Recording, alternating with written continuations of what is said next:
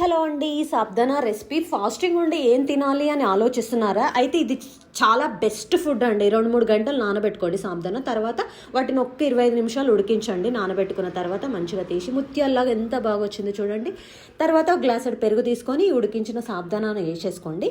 దానికి బాగా కలిపేసుకొని ఇందులోకి పల్లీలను వేయించుకొని ఆ పల్లీలను, క్యారెట్, జామకాయ, ఏ ఫ్రూట్స్ ఉంటే ఆ ఫ్రూట్స్ అండి, బనానా, పోమగ్రనేట్, చియా సీడ్స్ ఉంటాయి కదా, వాటిని కూడా నానబెట్టుకొని 1 గంట వేసుకోండి. మిరియాల పొడి 1 స్పూన్, ఉప్పు 1 స్పూన్ వేసేసుకొని పోపు పెట్టేసుకోవడమే.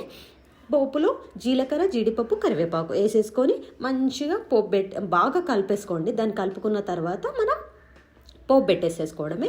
మంచి ప్రోటీన్ ఫుడ్, హెల్తీ ఫుడ్. ఆకలి కూడా కాదండి, ఫాస్టింగ్ ఉంటే బెస్ట్ ఫుడ్ అండి. ఫాస్టింగ్ కోసం ఏం తినాలి అనుకుంటే ఇది చాలా చాలా బెస్ట్ ఫుడ్ అండి. ప్రోటీన్, హెల్తీ, ఆకలి కూడా కానివ్వదు. చాలాసేపు మనం క్యారీ చేయొచ్చు అనమాట.